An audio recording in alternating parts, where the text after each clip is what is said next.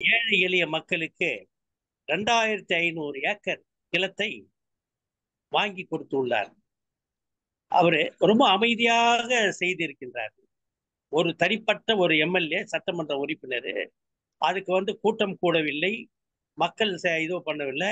சட்டத்தை அவர் கையில் எடுத்தாரு. நம்ம இந்திய அரசியல் சட்டத்தை எடுத்தாக்க அந்த சட்ட ரீதியா அந்த சீலிங் லேண்டை எடுத்து 2500 ஏக்கரை குஜராத் மாநிலத்தில் எடுத்து இருக்கிறாங்க.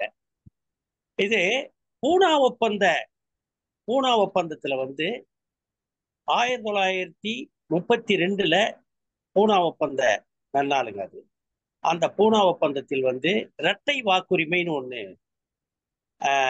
தேர்வு செய்திருந்தார்கள். அந்த இரட்டை வாக்குரிமையை இன்றைக்கு இருட்டடைப்பு செய்து விட்டார்கள். இரட்டை வாக்குரிமை என்ன, ஒரு தொகுதிக்கு ஒரு கான்ஸ்டிடுவன்சிக்கு 2 வாக்கு, 2 எம்எல்ஏ, ஜெனரல்ல ஒரு எம்எல்ஏ, எஸ்சில ஒரு எம்எல்ஏ.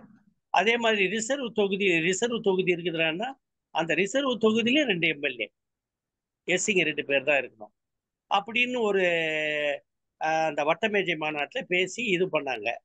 அது சம்பந்தமாக தான் 1950 அந்த இரட்டை வாக்குரிமையில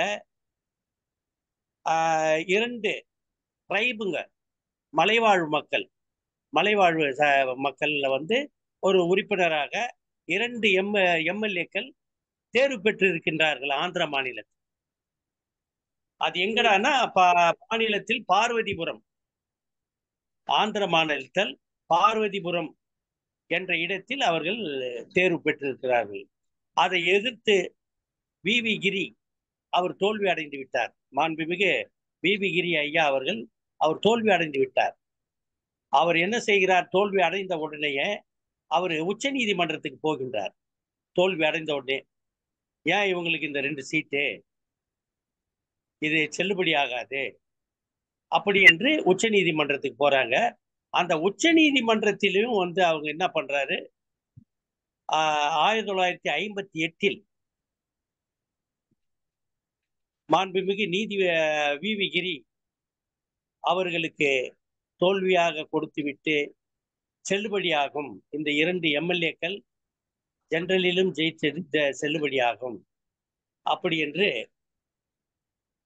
ஒரு ஆர்டரை நீதிபதி வழங்கிவிட்டார்கள் உச்ச நீதிமன்றத்தில். இது போன்ற எல்லா விஷயங்களும் இருக்கின்றது இல்லையா? சொல்லுங்க. இது சம்பந்தமாக நாங்க பல போராட்டங்கள், பல ஆர்ப்பாட்டங்கள் இதெல்லாம் செய்து வருகின்றோம். இப்பொழுது இந்த நிலம்தான் எங்களுக்கு வாழ்வாதாரம் பிரச்சனை. எங்களுக்கு நிலம்தான், இந்த நிலமே எங்களுக்கு இல்லாம இப்ப கூட அண்மையில மாண்புமிகு அமைச்சர் துரைமுருகன் சார் கூட அவரு பேசினார். 12 லட்சம் ஏக்கர்ல இவ்வளவு லட்சம் ஏக்கர் இருக்குது இன்னும் தமிழகத்துல அப்படின்னு கூறினார். அந்த கூறின ஒரு நிலத்தை கூட இந்த மக்களுக்கு கொடுத்தா ரொம்ப நல்லா இருக்கு. இதுதான் எங்களுக்கு வருத்தம் அளிக்குது. எங்களுக்கு என்னையா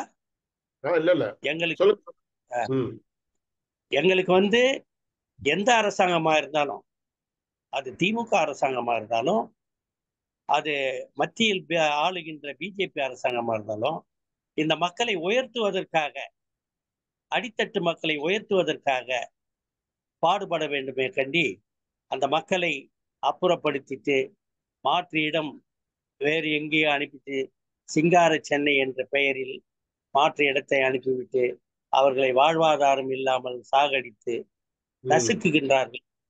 இதன் மூலமாக நாங்கள் தெரிவித்துக் கொள்கின்றோம். நீங்க இப்ப இருக்கிற இளைஞர்களுக்கு எந்த மாதிரியான ஒரு ஆலோசனைகள் சொல்லுவீங்க? அவங்களுக்கு என்ன மாதிரியான வழிகாட்டிகள் முறை தேவைன்றது சொல்ல முடியுமா? கண்டிப்பா ஐயா, நிச்சயமாக. இன்றைய இளைஞர்களுக்கு எஜுகேஷன் கொடுக்கணும் இல்லையா, கல்வி. உண்மைக்கு கல்வி இல்லாம இருக்குதுங்க. அது 2 செகண்ட். இன்றைக்கு கல்வி இருக்கின்றது. 9ஆம் வகுப்பு வரைக்கும் இந்த பிள்ளைங்க படிக்கிறாங்க. ம், ஒரு உயர்மட்ட கல்விக்கு ம், ஸ்காலர்ஷிப்னு இருக்குதுங்க, நிதி ம், உதவி இருக்குதுங்க. ம். ஓகே, சொல்லுங்க.